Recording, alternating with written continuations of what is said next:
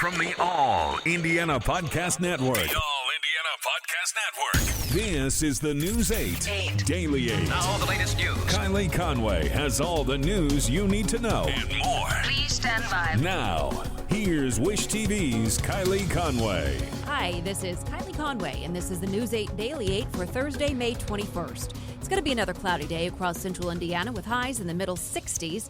There'll be a slight chance for an afternoon spotty shower with lows tonight dipping into the mid-50s. Have some breaking news this morning. Court papers show Loughlin and her husband will plead guilty in the college admissions bribery scandal. The couple previously pleaded not guilty in April of last year to charges of conspiracy to commit fraud and conspiracy to commit money laundering. Prosecutors say they paid $500,000 to a fake charity to get their two daughters accepted into the University of Southern California, falsely designating them as crew recruits. Certainly something we've been following for a really long time. We will see what comes of this. At one point, the couple was facing up to 45 years in prison. And more breaking news this morning. 2.4 million workers seek jobless aid. It raises the total layoffs since the virus struck to nearly 39 million. This is according to the Department of Labor. That's a lower number than what was added last week. That report showed 2.9 million more Americans filed for first-time unemployment benefits. All right, now back here in Indianapolis, some Mass Ave business owners say they're against closing down the street to help restaurants expand outdoor seating when they reopen tomorrow. So they sent a letter to the city saying all plans should be immediately halted.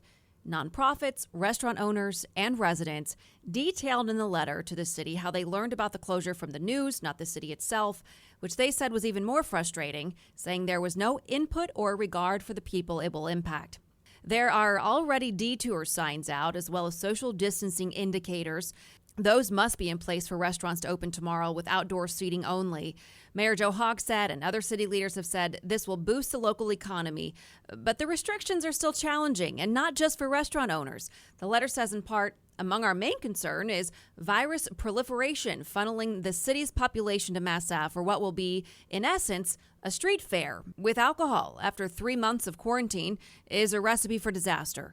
Other concerns include access for delivery drivers and carry-out, package deliveries, visitor parking, and security.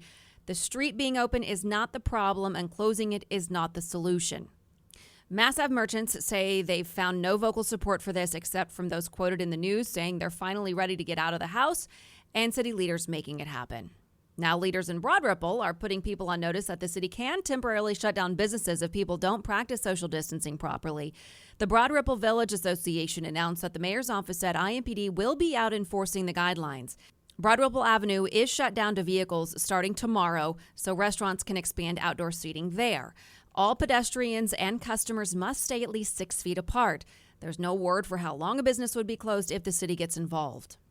Governor Holcomb will be extending COVID-19 related orders today. Prohibitions on turning off utilities, filing mortgage foreclosures, and evictions will be extended until July 1st. And the deadline to get or renew driver's licenses and vehicle registrations will also be extended to the same date. Most of Indiana will enter Phase 3 of the state's reopening plan tomorrow. We were originally supposed to start Sunday. State officials say they're confident in the move forward given recent data. Governor Holcomb does say, though, there is concern that we could see more cases of the coronavirus as activity rises. So this stage will determine if we get to Phase 4. So what changes under Phase 3? Recreational sports can begin practicing except for contact sports like football and lacrosse. Raceways will reopen without spectators. Restaurant dining will stay at that 50% capacity, but retailers and malls can expand from 50 to 75% capacity. Gyms, pools, and campgrounds can reopen. We did check in with Planet Fitness this morning to see what their plans would be because this was moved up.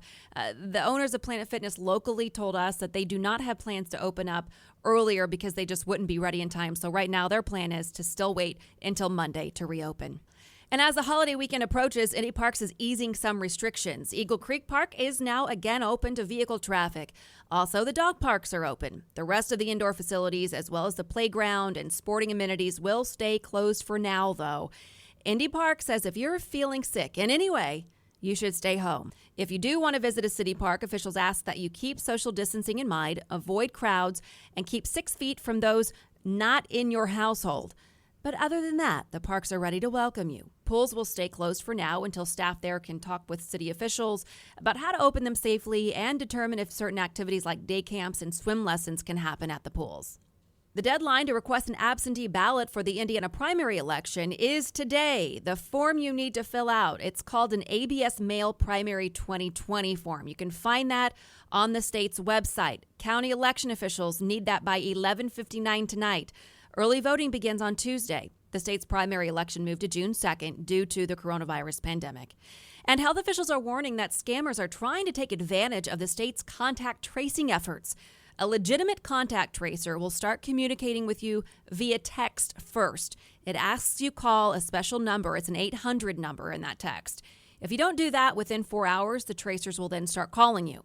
The state health department says contact tracers will only ask you about your symptoms and people with whom you've had contact. What scammers are sending looks much different. The text is shorter, and there's a link included in the text. Do not click that. It could download software onto your phone and give scammers access to your personal information. The Indianapolis City County Council is condemning threats against police. It comes 2 weeks after 2 separate deadly police shootings involving IMPD. Last night was the first time the Rules and Public Policy Committee met since those shootings. The council tweeted, "We understand that these are emotional times in our community, and there is a desire to strike back." Another tweet reads, "Threats to members of law enforcement or placing them in situations where they are in harm's way challenges their ability to protect us all.